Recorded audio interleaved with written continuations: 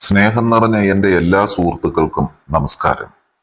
ഇന്നത്തെ പുതിയ കഥയിലേക്ക് ഏവർക്കും സ്വാഗതം. കഥ ആരംഭിക്കാം.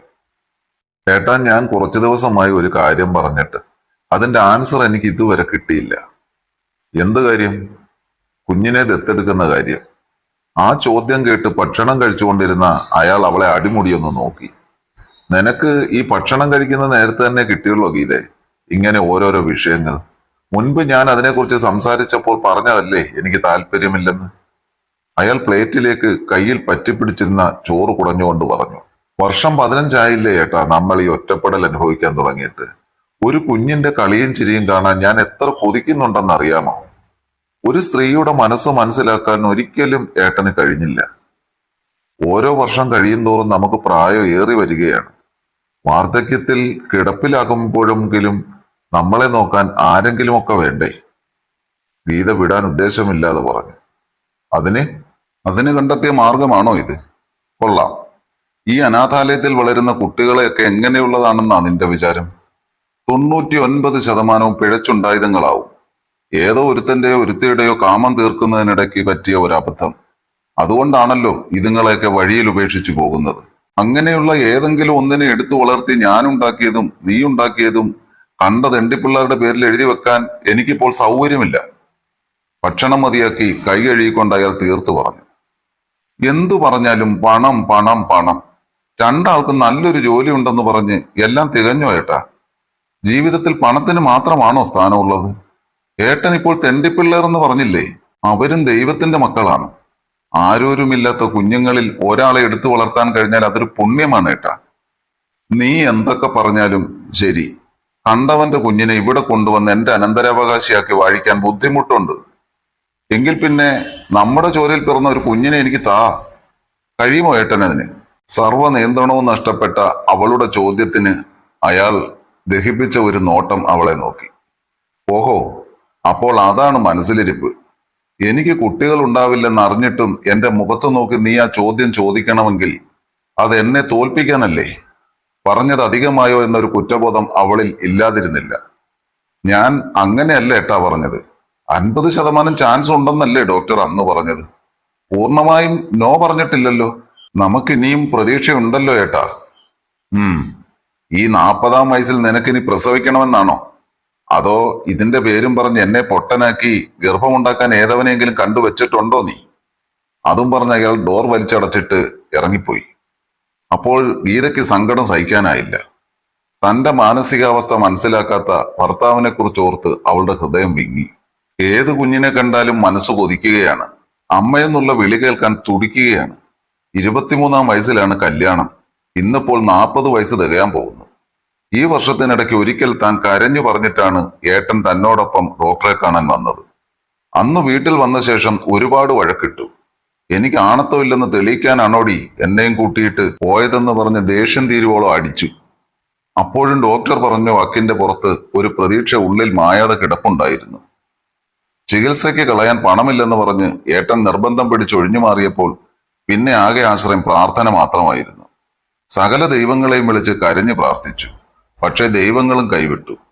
പിന്നെ ആകപ്പാടെയുള്ള പ്രതീക്ഷയായിരുന്നു ഒരു കുഞ്ഞിനെ ദത്തെടുക്കുക എന്നത്. അതും അസ്തമിച്ചപ്പോൾ ഒരു കാര്യം മനസ്സിലായിരിക്കുന്നു. കുഞ്ഞെന്നത് തനിക്കൊരു സ്വപ്നവും ഏട്ടനൊരു ദുസ്വപ്നവുമാണെന്ന്. അതിനപ്പുറം ഭാര്യ എന്നത് അയാളുടെ ഇഷ്ടങ്ങൾ തീർക്കാനുള്ള വെറും ഒരു ശരീരവും. ഗീതേ, എന്തായി ഞാൻ പറഞ്ഞ കാര്യം? ഞാൻ ഫാദറിനോട് സംസാരിച്ചു. നിങ്ങൾ രണ്ടാളും വില്ലിങ് ആണോ എന്ന് ചോദിച്ചു ഫാദർ. ജീവിതാവസാനം വരെ ഒരു കുഞ്ഞിനെ നോക്കി വളർത്തേണ്ട കാര്യമല്ലേ? ഒരു ആവേശത്തിനെടുത്ത തീരുമാനം പിന്നീട് തെറ്റായി എന്ന് തോന്നരുതല്ലോ. അതുകൊണ്ട് രണ്ടാളും നല്ലതുപോലെ ആലോചിച്ചിട്ട് ഫാദറെ നേരിട്ട് ചെന്ന് കാണാൻ പറഞ്ഞു. ബാക്കി കാര്യങ്ങളൊക്കെ നേരിട്ട് പറയാമെന്ന്. ഓഫീസിലെ തിരക്കൊഴിഞ്ഞ നേരം ഗീതയെ സുഹൃത്ത് മരിയ ഓർമ്മിപ്പിച്ചു. ഏട്ടന് താല്പര്യമില്ല മരിയ. സ്വന്തം കുഞ്ഞുപോലെ ആകില്ലല്ലോ എന്നാണ് പറയുന്നത്. 2 വർഷം കൂടി ഒന്ന് വെയിറ്റ് ചെയ്യാം എന്ന് പറഞ്ഞു. ദൈവം എന്തെങ്കിലും ഒരു അത്ഭുതം കാണിച്ചാലോ? അതിനുശേഷം ദത്തെടുപ്പിനെ പറ്റി ചിന്തിക്കാമെന്നാണ് ഏട്ടൻ പറഞ്ഞത്. മരിയയുടെ മുന്നിൽ കള്ളം പറയുമ്പോൾ ഗീതയുടെ മനസ്സ് മുഴുവൻ താൻ കണ്ടിട്ടില്ലാത്ത ഏതോ ഒരു കുഞ്ഞിന്റെ പുഞ്ചിരിയായിരുന്നു. എത്ര സ്വപ്നങ്ങൾ കണ്ടതാണവൾ. അവൾ ദീർഘമായി നിശ്വസിച്ചു. എനിക്കൊരു ഉമ്മ വേണം ചേട്ടാ. എപ്പോഴത്തെയും പോലെ അവളുടെ ശരീരത്തെ പ്രാപിക്കാനായി വസ്ത്രങ്ങൾ ഓരോ നാർത്തിയോടെ വലിച്ചെറിയവേ അന്നവൾ ആദ്യമായി അയാളോട് ആവശ്യപ്പെട്ടു. ഉമ്മയോ? അവളുടെ ശരീരത്തെ നോക്കി അയാൾ നെറ്റി ചുളിച്ചു. അതെ, ഏട്ടനിൽ നിന്ന് എനിക്ക് കിട്ടാത്തത് അത് മാത്രമാണ്. സ്നേഹത്തോടെയുള്ള ഒരു ചുംബനം. ഏട്ടൻ എന്റെ ശരീരത്തെ ആസ്വദിക്കുമ്പോഴൊക്കെയും ഞാനത് പലവട്ടം കൊതിച്ചിട്ടുള്ളതാണ്. പക്ഷേ സാഹിത്യം വിളമ്പി തന്റെ മൂട് കളയാൻ അയാൾക്ക് താല്പര്യമുണ്ടായിരുന്നില്ല. ഇപ്പോൾ അവൾ എന്തു പറഞ്ഞാലും സമ്മതിച്ചേ പറ്റൂ. എവിടെ? ഇവിടെയാണോ?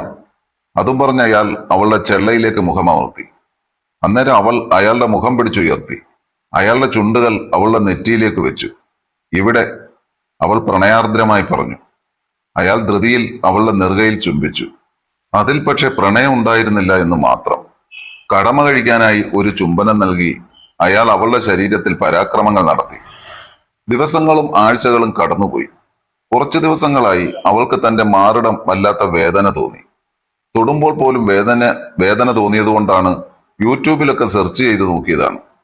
അന്നേരം ബ്രസ്റ്റ് ക്യാൻസറിന്റെ ലക്ഷണമാവാം എന്ന് കണ്ടതും അവളാകെ തളർന്നുപോയി.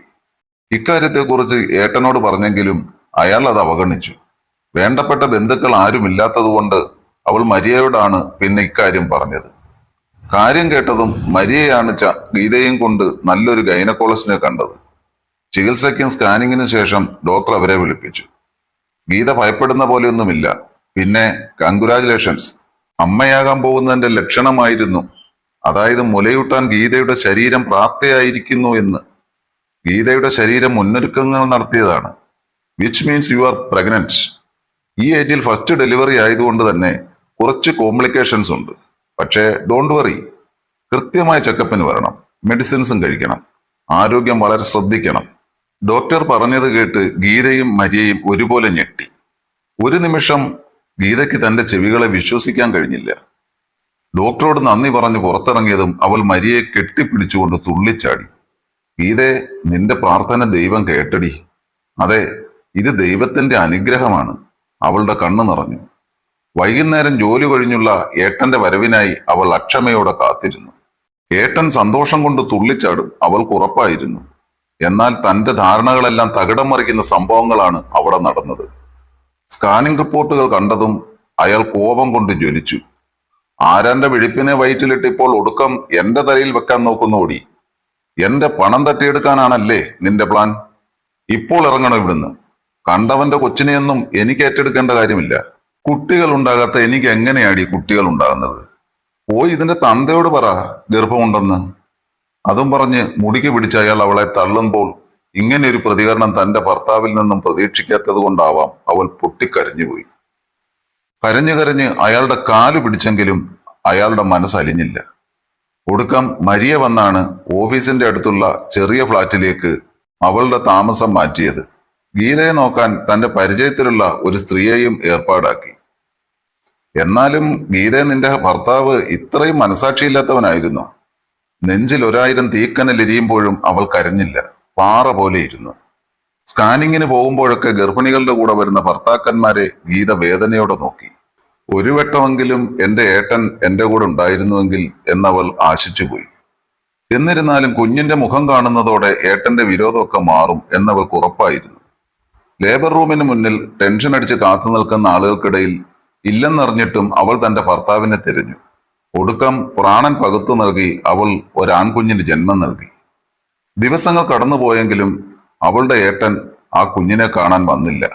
ഒടുക്കൻ രണ്ടും കൽപ്പിച്ച് അവൾ തന്റെ കുഞ്ഞിനെയും എടുത്ത് അവന്റെ അച്ഛന്റെ അടുത്തേക്ക് ചെന്നു. അപ്പോഴെങ്കിലും അയാളുടെ മനസ്സലിയും എന്ന് കരുതി കുറെ വട്ടം ബെല്ലടിച്ച ശേഷമാണ് വാതിൽ തുറന്നത്. അവളെ കണ്ടതും അയാൾ ഒന്ന് പരുങ്ങി. നിന്നോടാര് പറഞ്ഞു ഈ വിഴുപ്പിനെയും കൊണ്ട് ഇങ്ങോട്ട് വരാൻ? അവളെ കണ്ടപാടെ അയാൾ കാർക്കിച്ചു തുപ്പി. സ്വന്തം കൺമുന്നിൽ തന്റെ കുഞ്ഞിനെ കണ്ടിട്ടും മനസ്സലിയാത്ത ഇയാളോട് ഇനി അനുകമ്പ കാണിക്കേണ്ടതില്ലെന്ന് അവൾക്ക് മനസ്സിലായി. ഇപ്പോൾ ഈ പറഞ്ഞതിന് കാലം നിങ്ങളോട് പകരം ചോദിക്കും. ഇനി ഞാനും എന്റെ മോനും നിങ്ങളുടെ കാൽക്കീഴിൽ വരില്ല. എന്റെ 1-2 ആവശ്യ സാധനങ്ങൾ ഈ മുറിയിലുണ്ട്.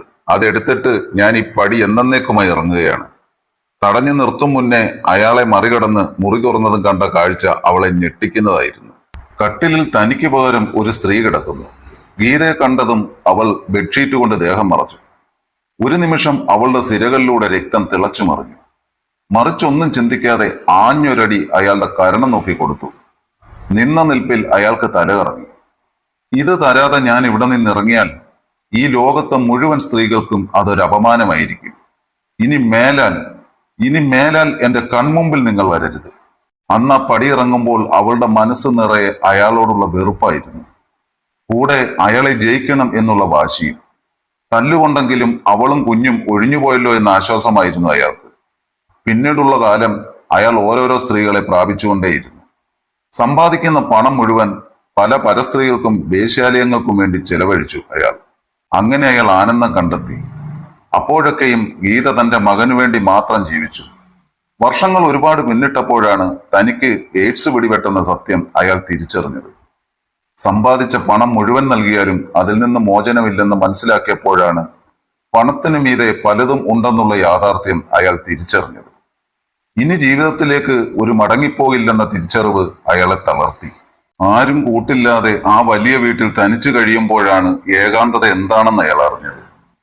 ഗീതയെ കണ്ടുപിടിച്ച് ക്ഷമ ചോദിച്ചെങ്കിലും അയാളോട് ക്ഷമിക്കാനോ മകനെ ഒരു നോക്ക് കാണിച്ചു കൊടുക്കാനോ തയ്യാറാകാതെ അവൾ അയാളെ ആട്ടി ഓടിച്ചു. തന്റെ മകന്റെ മുഖം ഒരു നോക്ക് കാണുവാനായി അയാളുടെ മനസ്സ് വെമ്പി. അവൻ ഇപ്പോൾ വലുതായിട്ടുണ്ടാകും.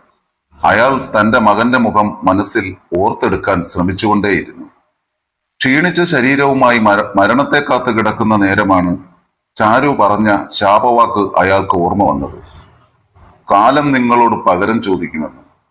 എത്രയോ നഗ്നമായ സത്യം.